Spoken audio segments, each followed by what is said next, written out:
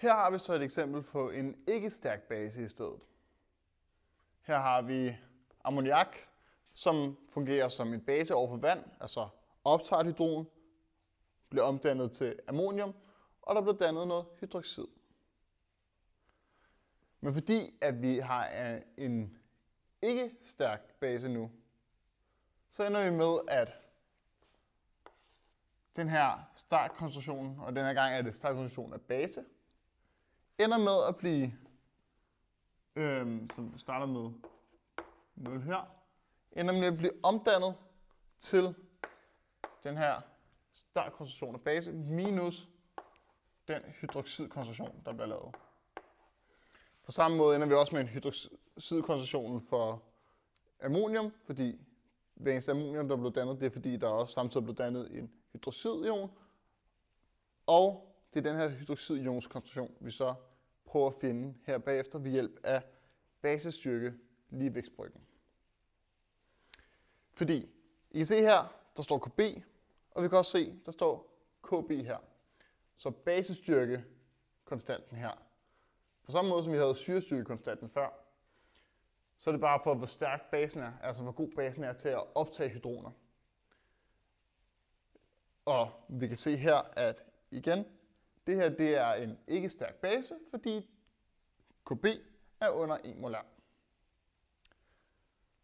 Vi kender altså KB, og hvis vi så også siger, at vi kender koncentrationen, lad os bare sige, at den er med 0,1 molar, så kan vi pludselig opstille en reaktion på samme måde, som da vi udregnede syrestyrke og oxoniumionkoncentrationer, så kan vi nu ved hjælp af basestyrke udregne hydroxidionkoncentrationerne. Og nu afbryder jeg lige hurtigt mig selv, fordi grunden til, at ligevægtsbryggen ser således ud, når vi laver beregningerne, det er fordi, at den universelle ligevægtsbryg for baserne, altså den universelle måde at finde KB på, er således hernede. Altså hvor vi har koncentrationen af dannet syre gange med koncentrationen af hydroxionerne over koncentrationen af den tilbageværende base.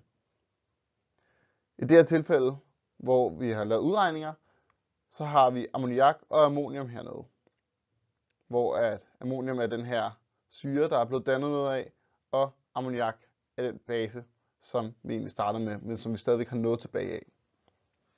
Og hvis vi kigger på det reaktion her, som vi har arbejdet med, så kan vi se, at den koncentration, der bliver dannet af ammonium, det svarer til hydroxidkoncentrationen, og hydroxidkoncentrationen naturligvis svarer til hydroxidkoncentrationen, så derfor så er den dannede base gange med hydroxidkoncentrationen ender egentlig bare med at blive hydroxidkoncentrationen i anden.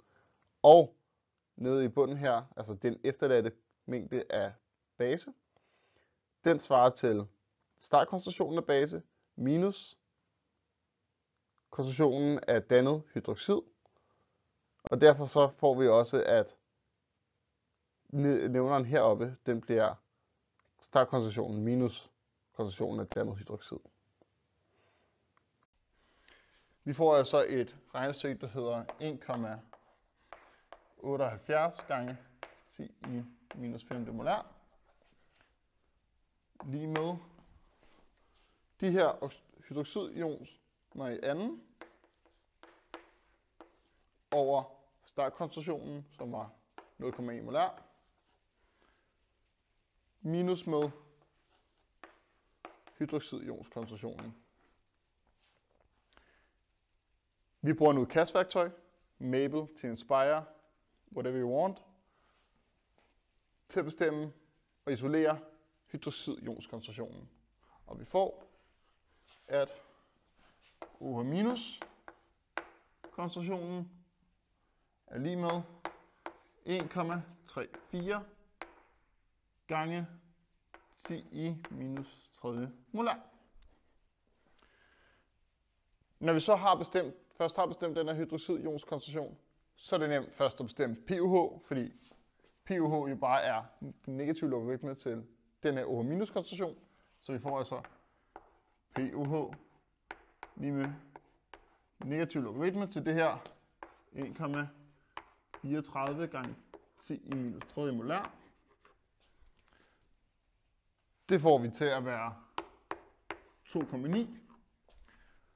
Og når vi så har pH, så er det nemt at finde pH, fordi pH er lige med 14 minus pH. Og fordi pH var 2,9, så må pH være 11,1. Og på den måde har vi fundet pH'en nu både med en stærk base og med en ikke stærk base.